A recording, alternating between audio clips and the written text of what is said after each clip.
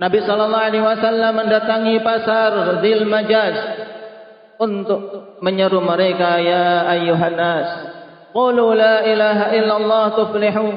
Wahai sekalian manusia, katakanlah la ilaha illallah, maka kalian akan beruntung. Dan ini perkara yang wajib kita imani, ibadallah. Bahwasanya keberuntungan seorang hamba tidak akan mungkin bisa terwujud dan didapatkannya kecuali ketika dia mengucapkan kalimatut tauhid dan meyakininya serta beramal dengan konsekuensinya. Ketika dia mengatakan la ilaha illallah dan juga ketika menutup hidupnya dengan kalimat tersebut. Keberuntungan yang hakikatnya adalah selamatnya seorang hamba dari hal yang dikhawatirkan, dan keberuntungan ketika dia mendapatkan perkara yang paling dicita-citakan.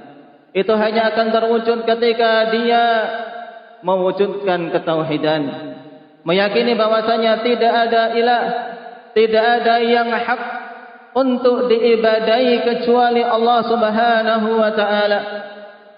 Rasulullah sallallahu alaihi wasallam bersabda dalam hadis Itban bin Malik radhiyallahu anhu yang dikeluarkan oleh Imam Bukhari dan Muslim, fa innallaha harrama 'alan nar man qala la ilaha illallah yabtaghi bidzalika wajhallah.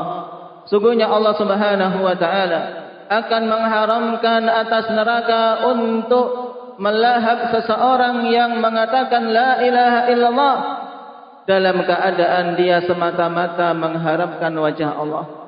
Mengatakan la ilaha illallah karena ikhlas, mengatakan la ilaha illallah karena mengharapkan keridhaan Allah Subhanahu wa taala semata.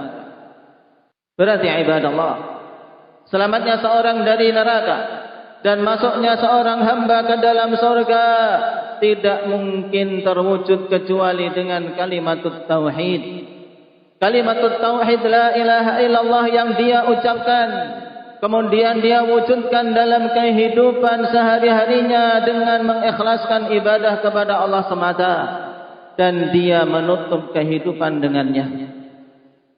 Karena penutupan hidup ini merupakan perkara yang paling menentukan, sebab perkara keselamatan dan kesuksesan ibadallah tidak hanya bergantung pada bagaimana seorang hamba mengawali langkahnya, akan tapi juga bergantung bagaimana dia menutup langkah-langkah terakhirnya ketika di dunia.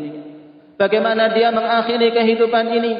Rasulullah sallallahu alaihi wasallam telah mengatakan, sebagaimana dalam hadis Mu'adz bin Jabal radhiyallahu anhu yang dihasankan oleh Imam Al-Albani rahimahullah, man kana akhir kalamihi la ilaha illallah dakhalal jannah. Siapa saja yang akhir perkataannya ketika meninggalkan dunia ini adalah la ilaha illallah, maka dia akan masuk ke dalam surga.